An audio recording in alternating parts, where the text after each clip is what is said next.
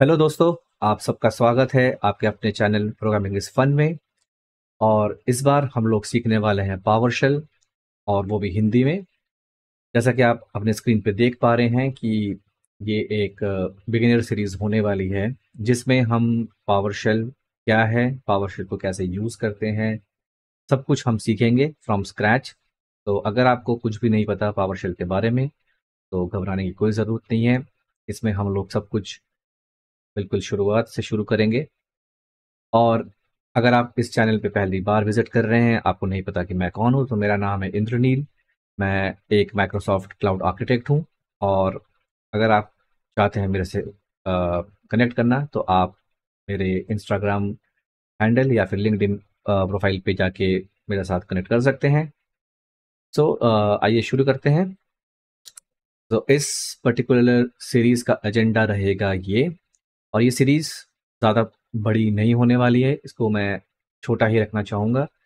लेकिन हम इस पूरे सीरीज़ में सब कुछ कवर करने वाले हैं। अगर आप चेक करेंगे तो मेरे प्लेलिस्ट में एक और सीरीज़ भी है पावरशेल की, जो कि मैंने बहुत पहले कभी शुरू किया था, लेकिन उसको मैं कभी ख़त्म नहीं कर पाया due to some personal issues. लेकिन होपफुली इस बार इस पावरशेल सीरीज़ को हम लोग पूरा कर पाएँगे। और जैसे कि आप स्क्रीन पे देख पा रहे हैं कि हम लोग शुरुआत करेंगे इंट्रो टू पावरशेल से, जिसमें हम जानेंगे कि पावरशेल क्या होती है, कैसे इंस्टॉल करते हैं, कैसे इसको रन करते हैं। फिर हम चेक करेंगे कि कमांड सिंटैक्स क्या होता है, कोर कमांड्स, फिर पावरशेल में ऑब्जेक्ट्स क्या होते हैं, फिर पाइपलाइन के बारे में जानेंगे। ठीक है, सो ये सब चीज़ें हम लोग जानने वाले हैं। और इस पूरे सीरीज़ को करने के लिए आपको सिर्फ एक लैपटॉप या डेस्कटॉप की ज़रूरत है। और इंटरनेट अगर है तो बेहतर रहेगा। और अगर आपके पास अपना कोई लैब एनवायरनमेंट अगर है, जैसे कि कोई वर्चुअल मशीन्स हैं जहाँ पे आप एडवांस टॉपिक जैसे कि रिमोटिंग वगैरह आप टेस्ट कर सकें, तो ज़रूर कीजिएगा। अदरवाइज मैं आपको अपने मशीन पे तो शो करूँगा ही करूँगा। ठीक है, और इसके बाद हम आज शुरुआत करेंगे कि पावरशेल क्या होता है। तो ये हमारा जो पहला वीडियो है, ये हमारा इंट्रोडक्शन वीडियो है। इसमें ज़्यादा हम टाइम मतलब यूज़ नहीं करेंगे। हम बस जानने वाले हैं कि पावरशेल क्या होता है। तो पावरशेल अगर आप डेफिनेशन चेक करें ऑनलाइन माइक्रोसॉफ्ट की वेबसाइट पे, तो वो कहती है कि PowerShell is a task automation and configuration management program from Microsoft consisting of a command line shell and the associated scripting language. ठीक है। Initially, it was a Windows component only, known as Windows PowerShell. Later on, it was made open source on August 2016 with the introduction of PowerShell Core. जो current version है PowerShell का latest, वो है version 7.3। ठीक है, और कौन सा वर्जन आपके मशीन पे होगा वो डिपेंड करता है आपके मशीन के ऑपरेटिंग सिस्टम पे। तो मेक श्योर कि आप अपने मशीन का ओएस चेक करें। अगर आप विंडोज 7 पे है, विंडोज 8 पे है, विंडोज 10 पे है, 11 पे, जो भी ओएस आप यूज़ कर रहे हैं, एक डिफ़ॉल्ट वर्जन आपको हमेशा मिलेगा पावरशेल का, जो कि ऑपरेटिंग सिस्टम के साथ पैक होके और बंडल होके आता है। ठीक है, पावरशेल को इंस्टॉल कैसे करें या फिर अपग्रेड कैसे करें, सो ये दो लिंक्स मैंने यहाँ पे रखी हैं। और ये दो लिंक्स आपको डिस्क्रिप्शन पे भी मिल जाएंगी इस वीडियो के। तो लेकिन ये दो लिंक्स सिर्फ विंडोज़ मशीन्स के लिए हैं। अगर आप लिनक्स या मैक ओएस जैसे मशीन्स यूज़ कर रहे हैं, तो उसके लिए आप इन दो आर्टिकल्स को रेफ़र कर सकते हैं, और वहाँ पे आपको उनका इंस्टॉलेशन प्रोसीजर मिल जाए। ठीक है, कोई ज़्यादा मुश्किल वाला काम नहीं है। लेकिन विंडोज़ के लिए बहुत सिंपल है। आप इनमें से किसी भी एक लिंक पे जा सकते हैं, और वहाँ से आप इसका इंस्टॉलर फाइल डाउनलोड करके रन कर सकते हैं अपनी मशीन पे। ठीक है, नेक्स्ट आता है सिस्टम रिक्वायरमेंट्स। सिस्टम रिक्वायरमेंट्स भी बहुत सिंपल है। आपके पास अगर विंडोज़ मशीन है, तो आप इनमें से कोई सा भी यूज़ कर सकते हैं। ये वर्जन 5 है, वर्जन 7 है। वर्जन 5 के लिए आपका जो मिनिमम क्लाइंट ओएस होना चाहिए, वो विंडोज़ 7 सर्विस पैक 1 या उससे अबव होना चाहिए।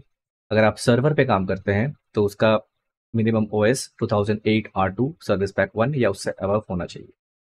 डॉट नेट फ्रेमवर्क की अगर बात करें तो 4.5 और अबव ये आपका रन टाइम एनवायरनमेंट जो है वो इंस्टॉल होना चाहिए। आप उसको फ्री ऑफ कॉस्ट डाउनलोड भी कर सकते हैं अगर आपकी मशीन पे नहीं है पहले से। और विंडोज़ मैनेजमेंट फ्रेमवर्क जो है जिसके ऊपर ये विंडोज़ पावर शेल 5 डिपेंड करता है, 5.1 आपको डाउनलोड करना पड़ेगा। लेकिन अगर आप चाहते हैं कि आपको पावर शेल 7 यूज़ करना है जो कि लेटेस्ट वर्जन है, उसके लिए आपको विंडोज़ 10 या उससे अबव होना पड़ेगा, लाइक विंडोज़ 11 और विंडोज़ 10। सर्वर के केस में 2019, ठीक है। लेकिन मिनिमम क्लाइंट ओएस जो है मतलब इसमें वो डिफ़ॉल्ट ही आता है, ये कोई प्रॉब्लम नहीं है। लेकिन मिनिमम क्लाइंट ओएस जो सपोर्ट करता है विंडोज 7 और पावरशेल 7 वो है 8.1, एंड सर्वर के केस में वो 2012 पे भी आप इंस्टॉल कर सकते हैं। विंडोज और पावरशेल 7 जो है ये लिनक्स और मैक ओएस को भी सपोर्ट करता है, क्योंकि अब ये ओपन सोर्स हो चुका है। पावरशेल 5 तक ये सिर्फ विंडोज स्पेसिफिक था, लेकिन जैसा कि आप शायद ऑलरेडी जानते हो कि अभी इस वक्त पावरशेल जो है वो ओपन सोर्स फ्रेमवर्क है और लैंग्वेज है, जिसको आप किसी भी मशीन किसी भी ओएस पे इंस्टॉल कर सकते हैं। ठीक है, आगे बढ़ते हैं। अब बात करते हैं कुछ पावरशेल होस्ट एनवायरनमेंट्स की। होस्ट एनवायरनमेंट्स वो होते हैं जिस पे आपके पावरशेल सेशंस जो हैं वो रन करते हैं। ठीक है, दो तरह के हो सकते हैं, या तो कमांड लाइन जो आप नॉर्मली जैसे आपने कमांड प्रॉम्प्ट रन किया, या फिर आपने पावरशेल स्टार्ट मेन्यू में जाके लॉन्च कर दिया।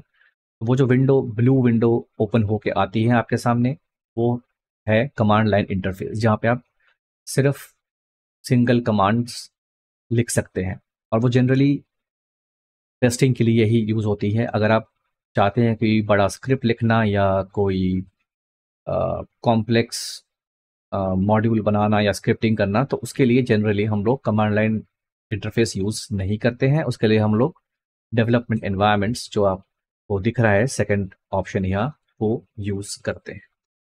तो बाय डिफ़ॉल्ट जो आपके ऑपरेटिंग सिस्टम के साथ बंडल होके आता है GUI एनवायरनमेंट, वो है ISE। इसका नाम है PowerShell integrated scripting environment. Free of cost है और ये विंडोज़ के साथ ही आपको इनबिल्ट मिलता है।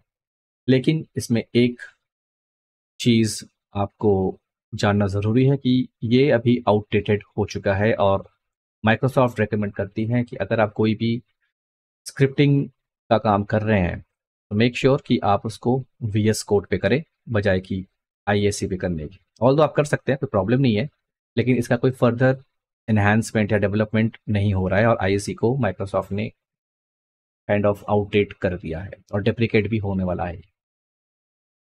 ठीक है, सो VS कोड जो है ये माइक्रोसॉफ्ट का ओपन सोर्स IDE है। IDE मतलब होता है इंटीग्रेटेड डेवलपमेंट एनवायरनमेंट। तो इसमें आप सिर्फ पावरशेल नहीं, इसमें आप किसी भी लैंग्वेज में अगर आप कोड कर रहे हैं, लाइक C++, C#, जावा, जावा स्क्रिप्ट, पाइथन, कोई कोई सा भी आप लैंग्वेज चूज कर लीजिए, विजुअल स्टूडियो कोड मतलब 99% चांसेस हैं कि उसको सपोर्ट करता होगा।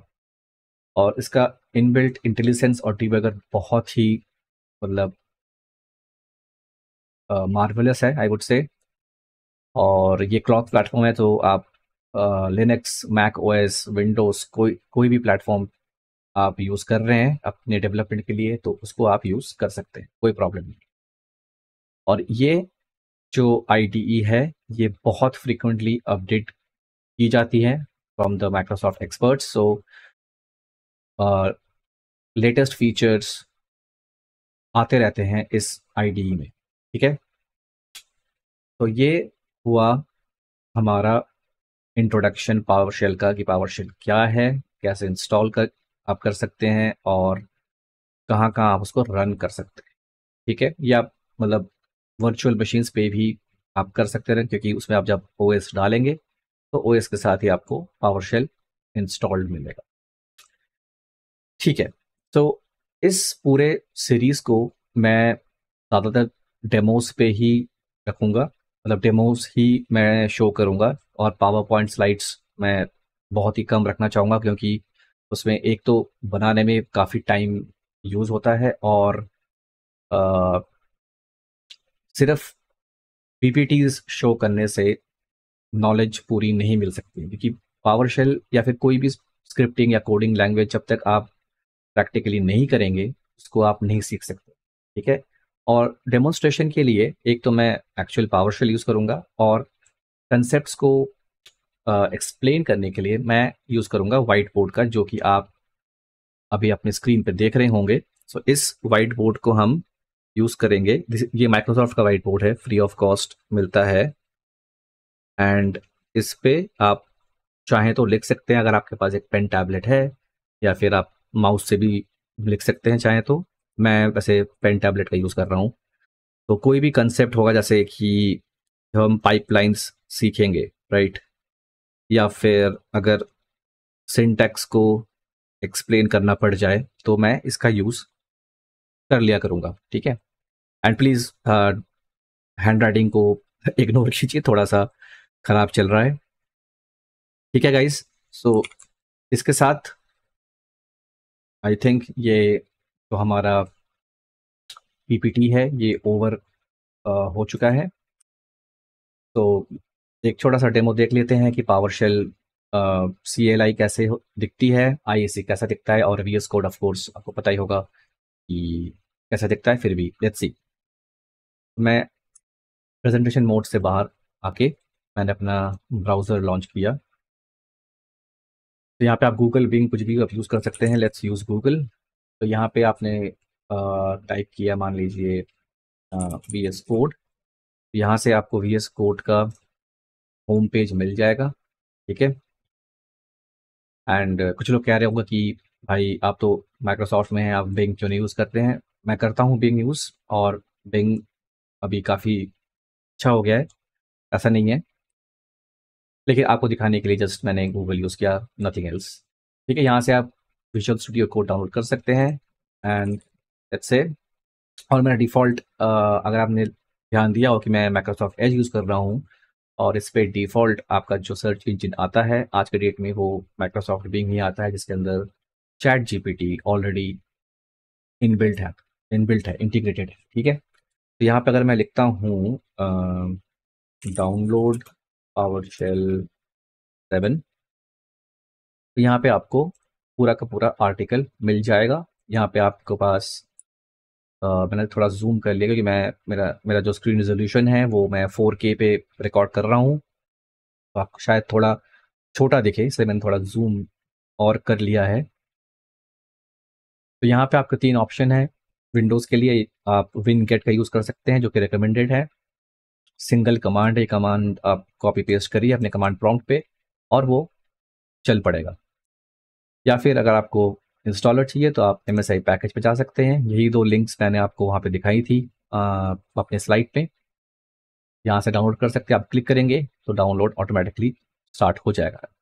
लेकिन अगर आप विंडोज़ पे नहीं है, लिनक्स पे हैं, या किसी और प्लेटफॉर्म पे काम कर रहे हैं, तो आपको उनका लिंक लेफ्ट हैंड साइड पे यहाँ पे दिख रहा होगा। तो आप किसी पे भी क्लिक करेंगे, जैसे मान लीजिए आपको डेबियन पे करना है या उबुंटू पे करना है, तो यहाँ पे क्लिक करेंगे तो उबुंटू का कमांड आपको यहाँ पे दिख रहा होगा। ये पैकेजेस हैं, और यहाँ पे आपको ऐप एपीटी गेट कमांड आपको यूज़ करनी पड़ेगी। ठीक है।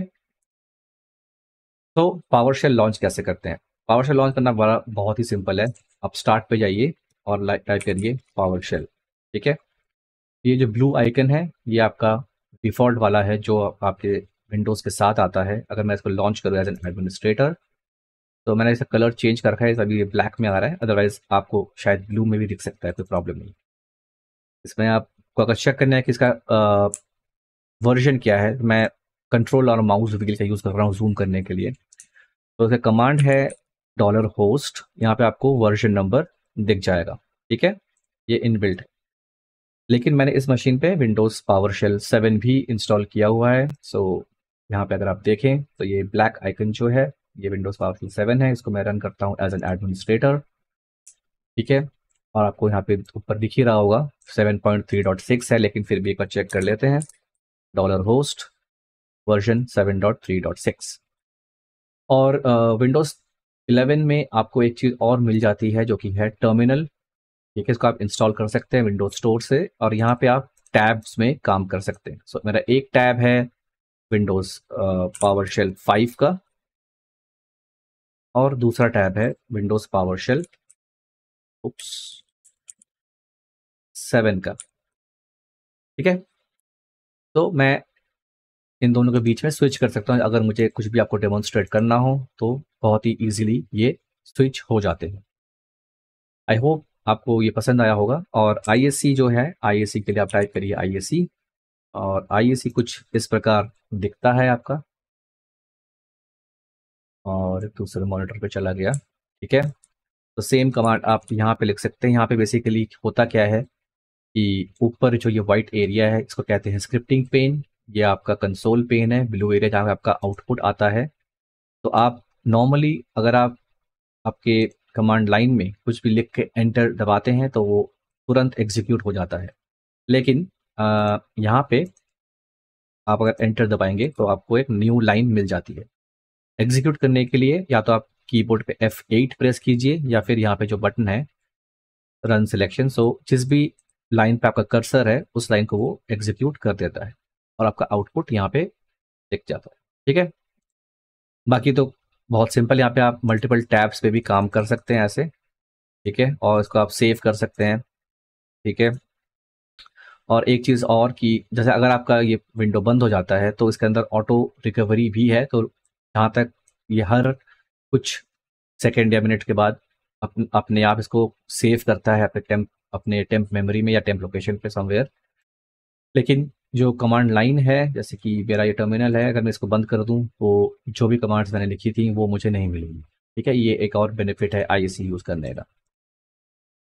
अब बात करते हैं विजुअल स्टूडियो कोड की। ठीक है, यहाँ पे आपको दिख रहा होगा मैंने इंस्टॉल कर रखा है। इसको रन करता हूँ, और शायद कोई दूसरा प्रोजेक्ट खुल रखा होगा, मैं इसको बंद कर देता हूँ। ओपन फोल्डर, और यहाँ पे अपना एक फोल्डर बना लेते हैं पावर शेल के लिए। ये मैं अपने डॉक्यूमेंट्स के अंदर बना रहा हूँ। ठीक है, तो ये एक एम्प्टी फोल्डर बन चुका है पावर शेल के नाम पे। यहाँ पे आप कोई भी एक फाइल बनाइए, जैसे demo.ps1। पावर शेल की फाइल्स जब आप बनाएंगे या सेव करेंगे वो हमेशा PS1 के एक्सटेंशन पे सेव होती हैं। ठीक है, और जैसे आप ये करेंगे तो अ, आपका जो आईडीई है विजुअल स्टूडियो कोड को मालूम पड़ जाएगा कि आप पावर शेल पे काम कर रहे हैं, और वो ऑटोमेटिकली ही पावर शेल का एक टर्मिनल यहाँ पे लॉन्च कर देगा, जो कि बाय डिफ़ॉल्ट आपके करंट प्रोजेक्ट पे पॉइंट कर रहा होगा। एक और बात, पावर शेल को यूज़ करने के लिए कुछ एक्सटेंशंस आती हैं वीएस कोड की। जैसे आप यहाँ पे देखेंगे, यहाँ पे जो बॉक्स है इस पर क्लिक करेंगे, मैंने वो एक्सटेंशंस ऑलरेडी यहाँ पे इंस्टॉल कर रखी हैं पहले से। ठीक है, आप यहाँ पे सिंपल सर्च करेंगे पावर शेल। ओके, तो माइक्रोसॉफ्ट का पहला आएगा, ये कंपलसरी है, इसको आप मेक श्योर है करिएगा कि इसको आप इंस्टॉल कर लें, और अगर कोई अपडेट आया है तो अपडेट करके इसको रीलोड भी कर लीजिए। तो आपका जो पावर शेल है वो प्रॉपरली काम करना शुरू कर देगा। ठीक है, और एक वीएस कोड का भी अपडेट यहाँ पे आया हुआ है, जो कि मैं अभी नहीं बाद में इंस्टॉल करूँगा। तो सो इसको मैं इग्नोर कर देता हूँ अभी के लिए। और फाइल में आप कुछ भी लिखिए $host। ठीक है, और आप देखिएगा कि यहाँ पे आपको इंटेलिजेंस तुरंत किक इन कर जाता है। और सिमिलरली आप F8 प्रेस करेंगे तो आपका ये कोड यहाँ पे रन हो चुका है, एंड ये आपका वर्जन है जो कि इस सेशन पे रन हो रहा है, आपके इस एनवायरनमेंट में रन हो रहा है। ठीक है, तो यही था पहला वीडियो, पहला इंट्रोडक्शन वीडियो। एंड मुझे उम्मीद है कि आपको ये वीडियो पसंद आया होगा। आपको अगर कुछ भी शेयर करना है प्लीज़ कमेंट कीजिए, और इस वीडियो को लाइक करना मत भूलिएगा। लाइक शेयर सब्सक्राइब करिए चैनल को अगर आपने अब तक नहीं किया है, और अपने दोस्त अपने फ्रेंड्स के साथ, अपने कलीग्स के साथ भी शेयर कीजिए। एंड आपको जो भी नेक्स्ट देखना है या फिर कोई भी सीरीज़ आपको अ, चाहिए तो प्लीज़ मुझे बताइए कमेंट बॉक्स में। तो तब तक के लिए thank you, and keep learning. Bye bye.